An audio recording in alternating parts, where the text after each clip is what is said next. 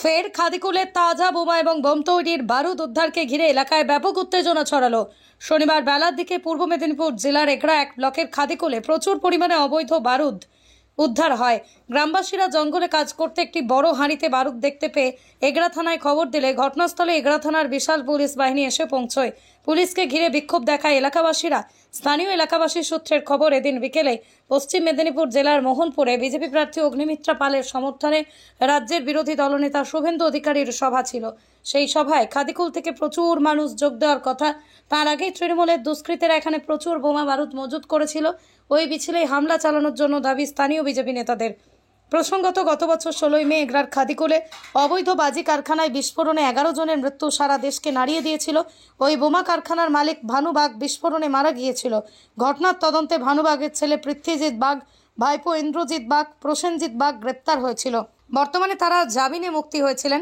এলাকাবাসীর দাবি, ভানুবাগের ছেলে পৃথ্বীজিৎ বাগ ও স্থানীয় এলাকার তৃণমূল নেতা লোকসভা ভোটের আগে আবারও অবৈধ বোমা মজুত করছে। বছর ঘুরতেই ফের সেই জায়গায় বোমা উদ্ধারকে ঘিরে একাধিক প্রশ্ন উঠছে। নির্বাচনের আগেই দুষ্কৃতীরা এলাকায় বারুদ জমা করছে। নির্বাচনে হিংসা ছড়ানোর জন্য এমনটাই হচ্ছে বলে বাকিবহল মহলের ধারণা। ঠিক আপনার বাড়ির সামনেই তাজা বোমা এবং বারুদ উদ্ধার, কি বলবেন? স্যার, আমি ঘরে যে 2 ঘন্টা থাকি, ঠিক আছে স্যার। হ্যাঁ, তা আমি যে বোম রেখেছে কি করেছে আমি তাও আদৌ জানিয়ে না।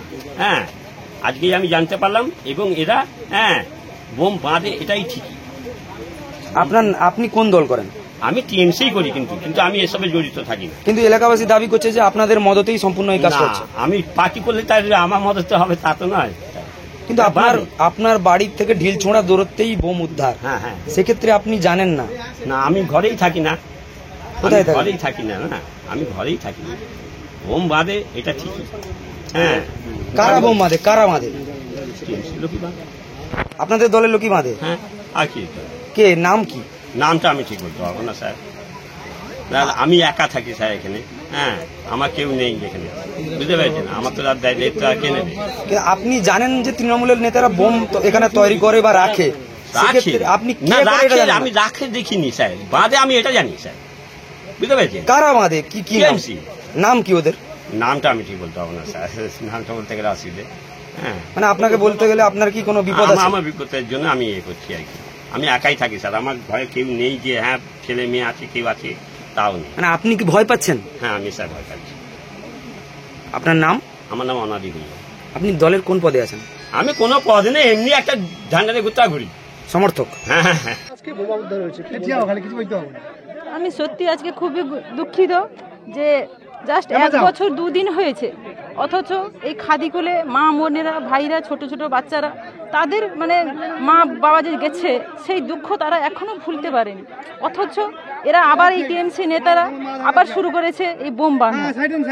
আমি প্রশাসনিক তরফ থেকে প্রধান হয়ে কী করে সারা গ্রাম পঞ্চায়েতকে রক্ষা করব, সেই জন্য আমি খুবই আজকে কান্নার সহিত বলছি, খুবই কষ্ট লাগছে। কি করে আমরা এখানে থাকবো, কি করে আমরা এখানে বাঁচবো? তাই আমরা খুবই আতঙ্কে আছি যে আমরা কি করে এই জনসাধারণকে নিয়ে আমরা সারা গ্রাম পঞ্চায়েতে জনসাধারণ মানুষ সবাই থাকতে পারবো। তাই আমি আমার শুভেন্দুদা আর অগ্নিমিত্রাদির কাছে অনুরোধ করব যে উনারা এখানে এসে যেন খুব তাড়াতাড়ি আসেন এবং এসে আমাদের এই সাহারা গ্রাম পঞ্চায়েতের মানুষ কীভাবে বাঁচবে তার, এবং যেন আজকে থেকে যেন এখানে সিআরপি দিয়ে দেন, যাতে ভোট শেষ না হওয়া পর্যন্ত ওনারা যাতে জনগণকে ওনারা পাহারা দেন, রাখেন, এইটুকু বলবো। শুধু আমার করজোড়ে নিবেদন, যাতে এই গ্রাম পঞ্চায়েতের মানুষগুলো যেন সুস্থভাবে বাঁচতে পারে। প্রত্যেকটা মানুষ খুবই আতঙ্কে এখন ভোগ করছে। আমার নাম পুষ্পরানী সাউ মাইতি, সারা গ্রাম পঞ্চায়েতের প্রধান। রাস্তার পাশে যে ঘরটা দেখলেন সুনীল মাইতি, ডাক নাম হচ্ছে লোটন মাইতি, ওদের এবং এখানে বোম বাঁধানো হয়, তৈরি করা হয়। আর সেখানে যে পাশে দেখলেন যে রঞ্জিত ভুঁইয়া, ওখানে বোমের মশলা তৈরি করা হয়, মানে মশলা মজুত করা হয়। আর লোটন মাইতির বাড়ির পাশে একটা জায়গা আছে, জঙ্গলা জায়গা, সেই জঙ্গলা জায়গায় ওরা বোমগুলোকে মজুত রাখে। এই প্রতিনিয়ত এদের চলছে এবং ধমক চমক এইভাবে প্রতিবেশীদের দিয়ে থাকে। আজকে কোনো কারণে আমরা জানতে পেরে পুলিশকে ইনভলভ করি। পুলিশ আসার সঙ্গে সঙ্গে ওরা পালাতে শুরু করে। পালিয়ে যাওয়ার সময় সন্তোষ প্রামাণিক, লোটন মাইতি, রঞ্জিত ভুঁইয়া এরা সব ব্যাগ নিয়ে পালিয়ে যায়। কোনো কারণে লোটন মাইতি যাকে সুনীল মাইতি বলে জানায়, সেই সুনীল মাইতি ওরফে লোটন মাইতি ও বোমের ব্যাগটা ফেলে দিয়ে যায়।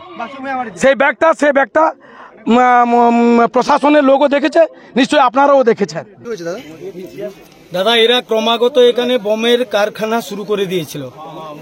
আমরা এখানকার টিএমসির নেতারা এবারে এখানে আমরা যখন জানতে পারি তখন আমরা সন্ধান নিতে নিতে আজকে কিন্তু আমাদের হাতে ওরা ধরা পড়ে, আমরা পুলিশ ইনফরমেশন করি।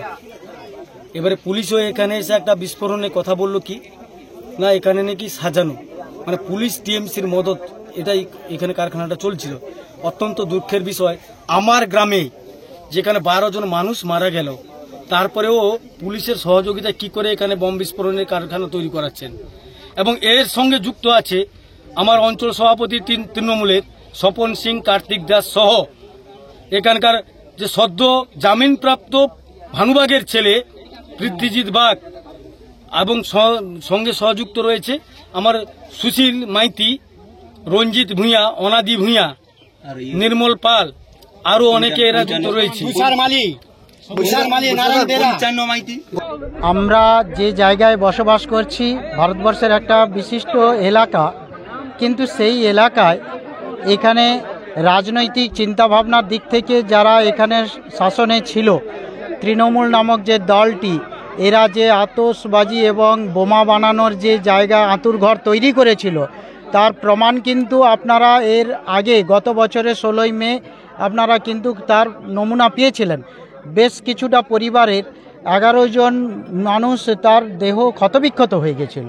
সেই আতঙ্কে আজকে কিন্তু মানুষ পঞ্চায়েত ভোটেও কিন্তু আমাদের ভারতীয় জনতা পার্টিকে তারা সুশাসন প্রতিষ্ঠা করানোর জন্য প্রচেষ্টা চালিয়ে কিন্তু জায়গা দিয়েছিল পঞ্চায়েত প্রতিষ্ঠা করানো এবং পঞ্চায়েত পরিচালনা করার সুযোগ দিয়েছিল।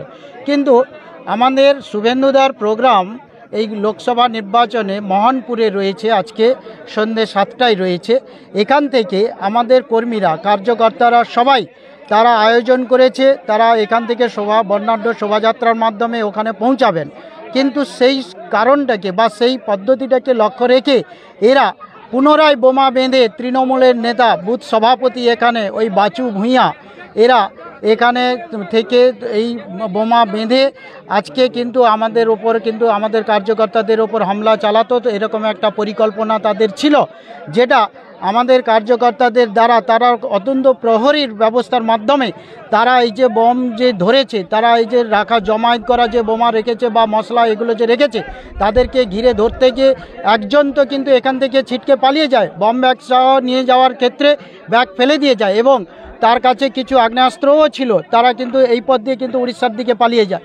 আমরা প্রশাসনের দ্বারস্থ হয়েছি, আমরা চাই না সেই মৃত্যু মিছিল আবার হোক বা অশান্ত ফিরে আসুক, আমরা সেটা চাই না। তাই আমরা এর জন্য এনআইএ তদন্ত চাই।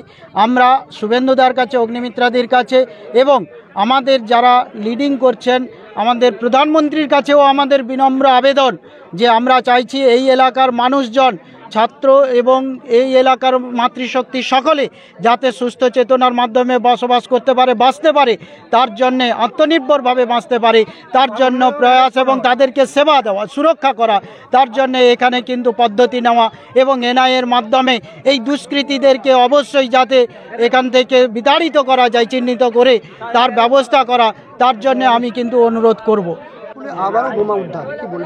এটা অত্যন্ত দুর্ভাগ্যজনক ঘটনা।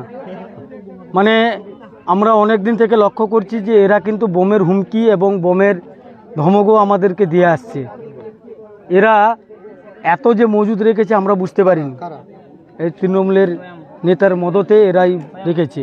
কালকে আমি যা খবর পেয়েছি এখান থেকে, এখানে তাদের বর্তমান অঞ্চল সভাপতি দায়িত্বপ্রাপ্ত স্বপন সিং, কার্তিক দাস, সঙ্গেও মিলন দেও ছিল নাকি আমি শুনছি।